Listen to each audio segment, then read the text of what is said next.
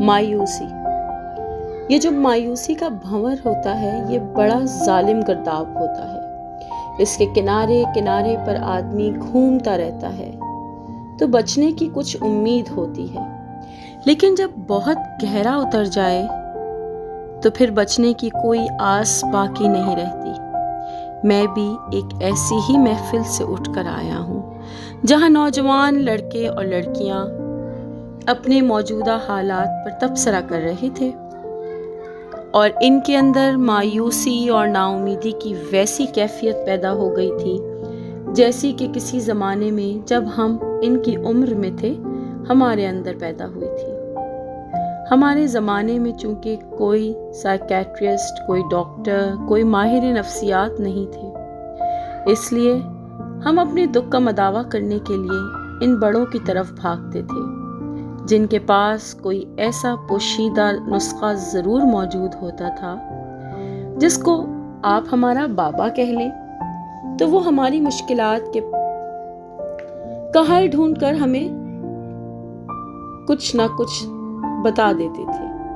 جب ہم بابوں سے پوچھتے تھے کہ آپ ایسا نسخہ کہاں سے لائے ہیں تو وہ کہتے تھے کہ آپ بھی یہ فن طب روحانی کا علم سیکھ سکتے ہو، کیونکہ نسخہ سائل کے پلے بندھا ہوا ہوتا ہے، اس کو صرف کھولنا ہے، ان گرہ کو اس کے حوالے کر دینا ہوتا ہے خود کو۔ آدمی اس کے ساتھ جھگڑا کرتا ہے، تکرار کرتا ہے، اس کے ساتھ کچھ بات چیت میں شریک ہوتا ہے، کچھ ڈائیلاگ کرتا ہے،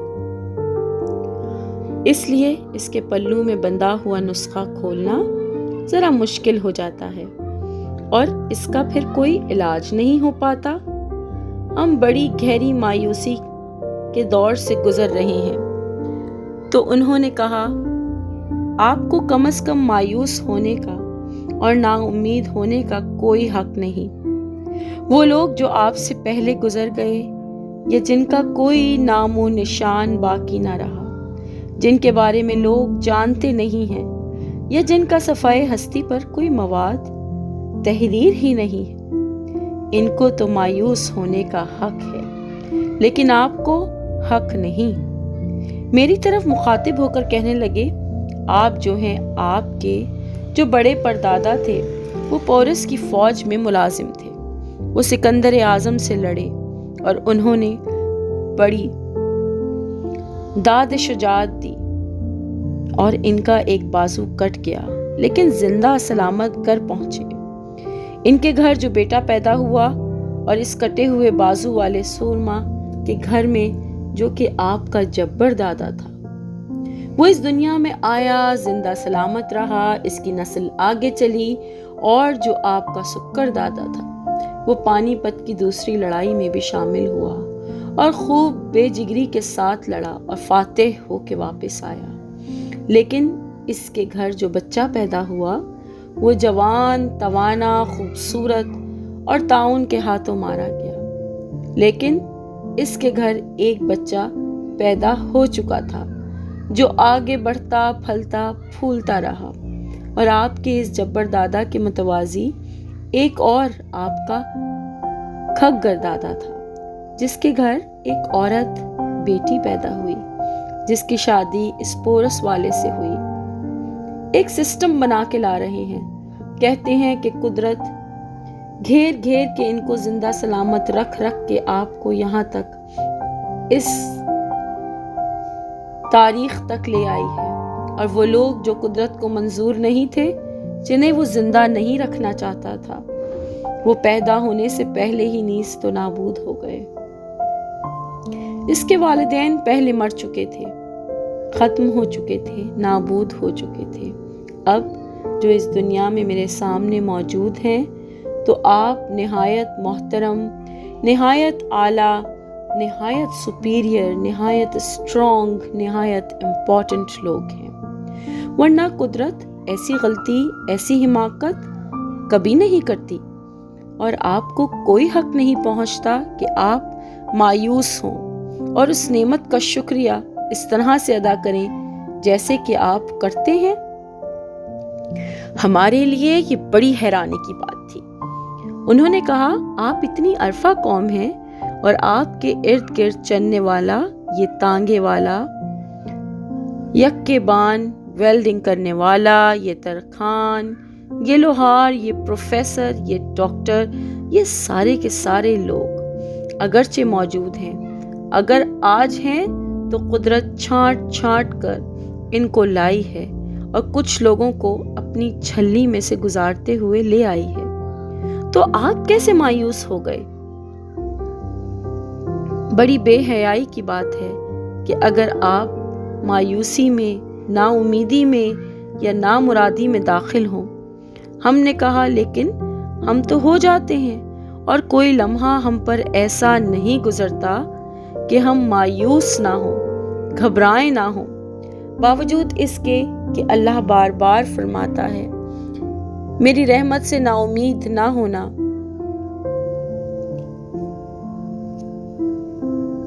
اس میں بڑا کوئی راز ہے۔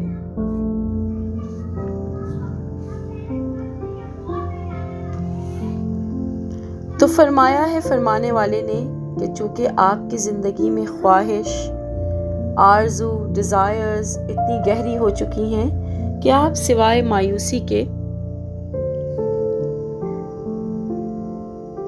مایوسی کی بیٹری کا چارج لینے کے اس ڈیزائر کو رکھ لیتے ہیں، کیونکہ ہر لمحہ آپ کے اندر کسی نہ کسی شے کی خواہش پیدا ہوتی ہے اور وہ ختم ہی نہیں ہوتی۔ اس لیے آپ مایوسی کے ساتھ چلیں گے۔ جب خواہش کم ہوتی چلی جائے گی اور آپ کی وہ جائز ڈیزائرز آپ کے ساتھ رہیں گی، وہ خواہشیں رہیں گی، وہ آرزویں رہیں گی جو کہ رہنی چاہیے، پھر آپ کو کبھی مایوسی نہیں ہوگی۔ آپ ایسے ہی پھریں گے جیسے ایک بلبل ہوتا ہے، جس طرح ایک چڑیا چہچہاتی ہے۔ آپ کو پتا ہے، بابے کہتے ہیں کہ بلبل کو پتا نہیں ہوتا کہ موت آ رہی ہے، وہ گانا گا رہی ہوتی ہے اور موت آ جاتی ہے۔ آپ ہر روز مرتے ہیں، ہر روز خوف زدہ ہوتے ہیں، خوف کے مارے آپ کا دم وقت سے پہلے ہی نکلا ہوتا ہے، بلکہ every moment every day you keep on them.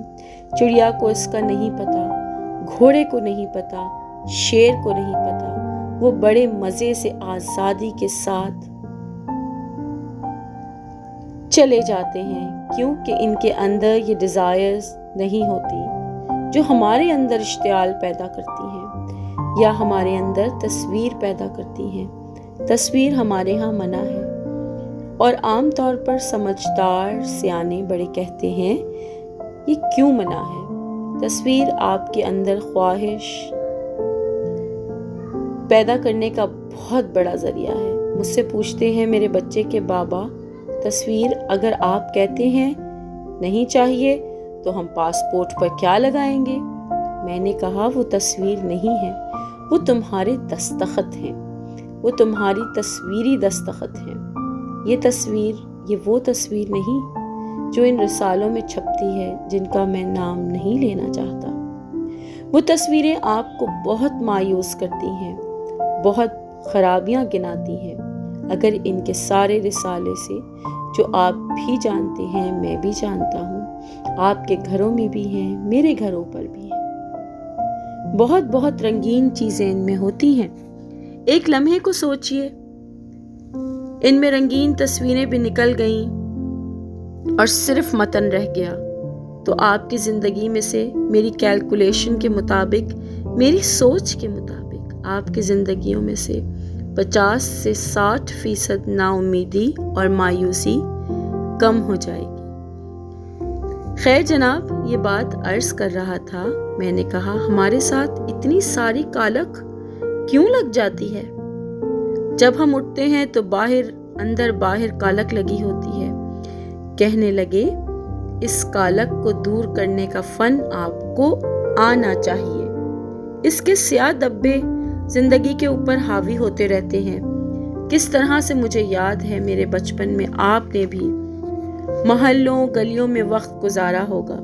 ہمارے محلے میں دیگچیاں قلئی کرنے والا ایک شخص آیا کرتا تھا۔ وہ عین گلی کے اندر اڈا جما کے، گیلی مٹی لگا کے دھون کی فٹ کر کے اپنے چمڑے کو باندھتا۔ وہ ایک عجیب نظارہ ہوتا تھا۔ ہم اسکول جانے کے بجائے اس کے گرد کھڑے ہو جاتے۔ کالی سیاہ دھون کی کوئی دیگچی جس کی شکل دیکھنا آپ گوارا نہیں کرتے، ان کو ذرا دھو کر کوئلوں کے اوپر لٹا کر سوکھنے دیتا۔ دھون کی سے ہوا دے کر وہ کلئی کی ایک خراش پیدا کر دیتا، اور اس کے پاس ایک لوگڑ ہوتا تھا جس کو نوشادر کے ساتھ لگا کر وہ اس کا مانجھا دیتا تھا۔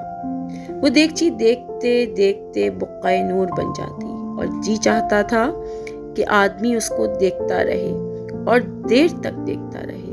ہماری ساری کالک جو ہے وہ یوں ہی دور ہو سکتی ہے کہ میں کہوں اے اللہ، میں اس سیاہی کو شکریہ کے برش کے ساتھ، شکر گزاری کے لوگڑے کے ساتھ، جس کے ساتھ نوشادر لگا ہے میری تسلیم و رضا کا، میں اس کو چمکا سکتا ہوں اور میں ان کو اس جگہ پر رکھ سکتا ہوں جہاں پر اور چیزیں رکھی جاتی ہیں۔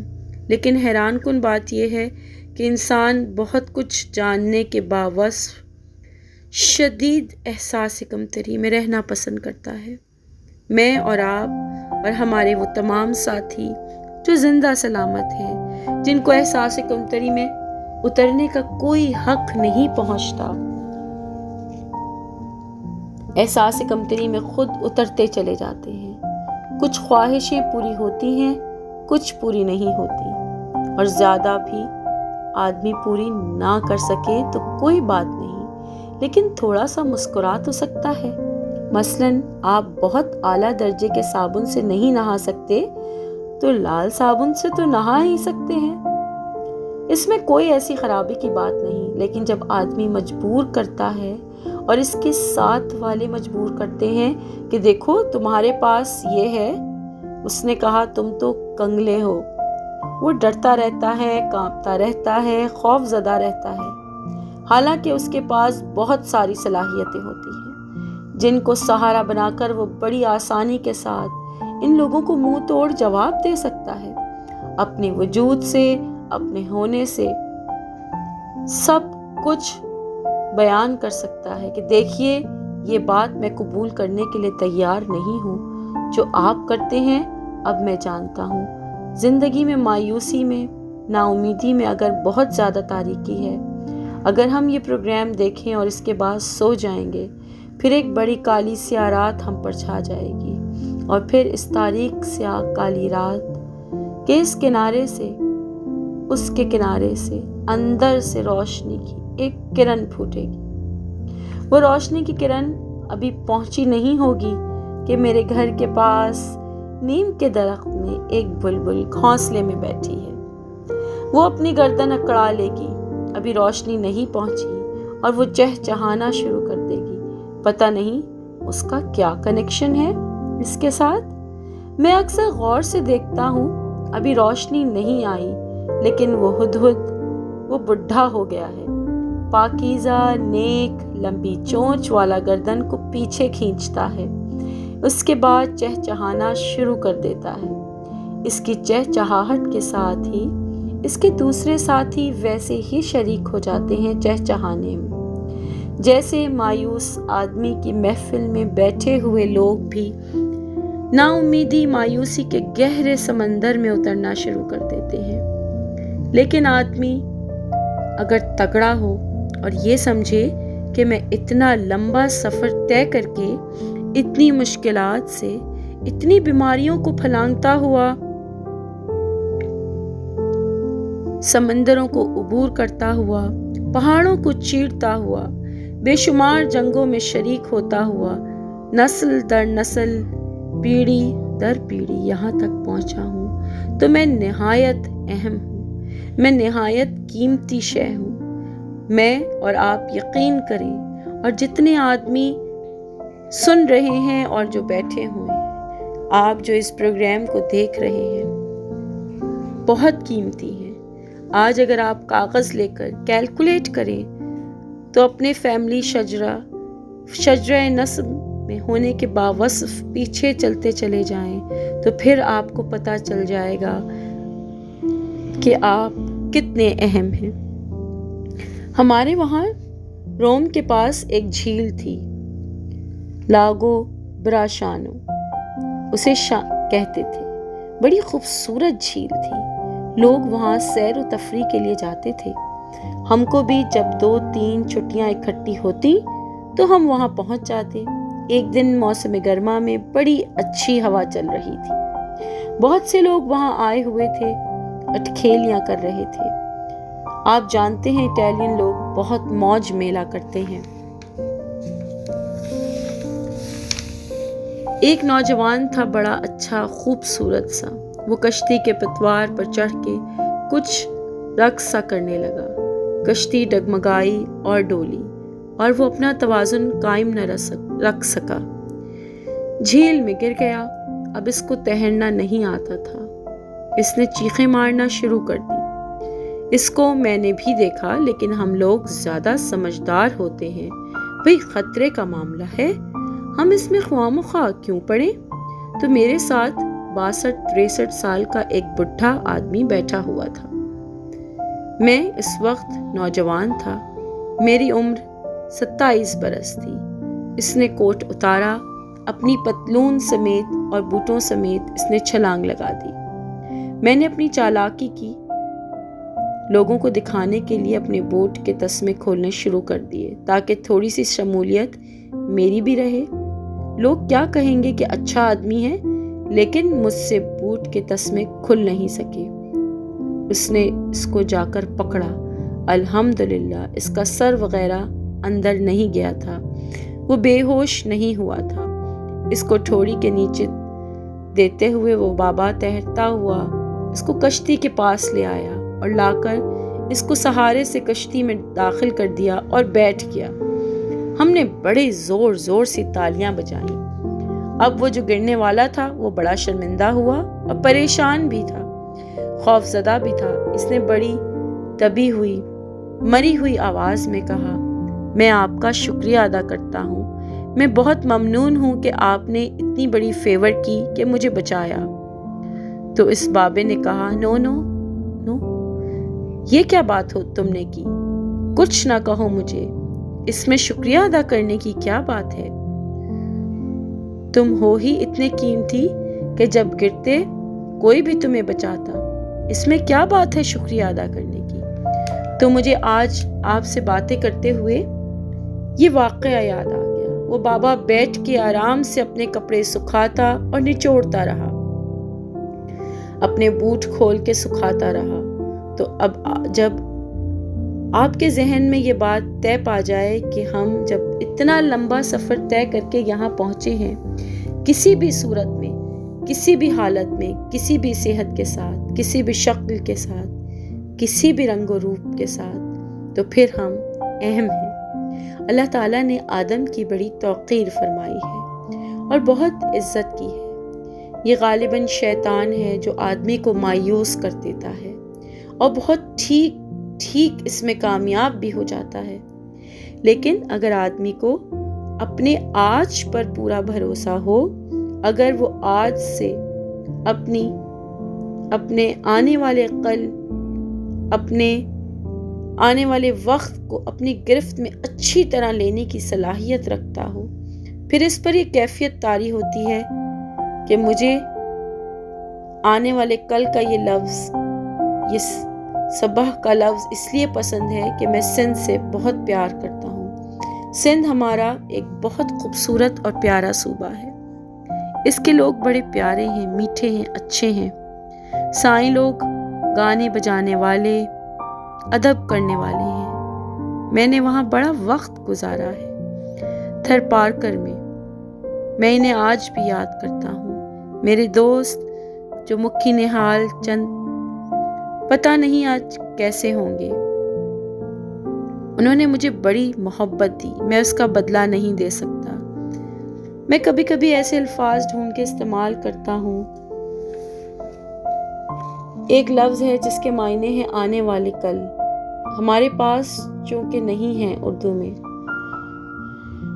میں اس لیے ان الفاظوں کا استعمال کرتا ہوں اور یہ اپنے جلوں میں، اپنی جھولی میں، اپنے چلو میں، اپنی جھولی میں بہت ساری خوشیاں، ڈھیر ساری نعمتیں لے کر تیار رہتی ہے، لیکن اگر آدمی صحبا نے آنے والی کل سے خوف زدہ ہو جائے، اس کی جھولی میں کچھ نہیں رہتا، وہ کچھ نہیں پڑھنا چاہیے۔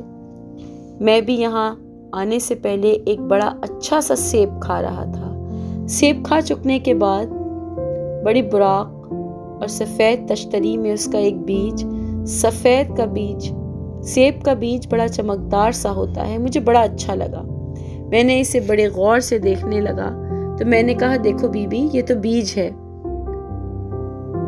اس میں آنے والے کل کا سیب پوشیدہ ہے۔ ایسی بات کر رہا تھا۔ وہ کہنے لگی، آپ کون سے سیب کی بات کر رہے ہیں؟ اس بیج میں تو 300-400 سیب پوشیدہ ہیں، یہ آپ کس سیب کی بات کر رہے ہیں؟ میں نے کہا، یہ اچھی بات ہے کہ اس آنے والی کل کے لیے اپنے آپ کو تیار کرنا ہے۔ مایوسی کی بات یہ ہے کہ اس میں سے نکلنے کے لیے بہت ساری چالاکیاں اختیار کی جا سکتی ہیں، اور میں یہ سمجھتا ہوں، اور میرے قریب بابوں نے یہ بتایا ہے کہ اگر آپ اپنی خواہش کو، اپنی تمنا کو، اپنی آرزوؤں کو ذرا سا روک لیں، جس طرح آپ اپنے پیارے ڈوگی کو کہتے ہیں، اپنے پیارے ڈوگی کو کہتے ہیں، تم ذرا باہر دہلیز پر ٹھہرو، میں اپنا کام کرتا ہوں، پھر میں تمہیں لے کر چلوں گا، تو ڈیزائرز کو سنگلی ڈال کر چلیں، پٹا ڈال کر چلیں۔ خواہشات کو جب تک آپ پیار نہیں کریں گے، کتے کی طرح سنگلی ڈال کر سیر نہیں کروائیں گے، اسے نچائیں گے نہیں، اس کو گلستان کی سیر نہیں کروائیں گے، وہ آپ سے چمٹ جائیں گی۔ آپ اس کے ساتھ ساتھ چپکے رہیں گے۔ ایک باپ، ایک آپ اور ایک آپ کے محبوب کے درمیان ایک چھوٹی سی سنگلی ہوتی ہے، ایک عجیب طرح کا فاصلہ ہوتا ہے۔ اسی طرح آپ کے ڈیزائر کے اور آپ کے درمیان ایک فاصلہ ہونا چاہیے۔ اس کو کھلائیں، ساتھ ساتھ رکھیں، لیکن اپنے ڈیزائرز کو، اپنی خواہشات کو اپنے اوپر حاوی نہ ہونے دیں۔ یہ سب سے ضروری ہے اور بہت مشکل امر ہے۔ اگر آپ شروع کر دیں سنگلی تو پھر کوئی مشکل نہیں۔ ایک پیٹ کی ایک لمبی کہانی یاد آئی، پھر کسی وقت عرض کروں گا، لیکن اس کا گہرا تعلق ڈیزائر سے، انسان سے، انسان کی ذات سے ہے۔ کسی طرح سے وہ پالتو جانور آپ کی مدد کر سکتا ہے۔ اللہ آپ کو آسانیاں عطا فرمائے اور آسانیاں تقسیم کرنے کا شرف عطا فرمائے۔ شکریہ۔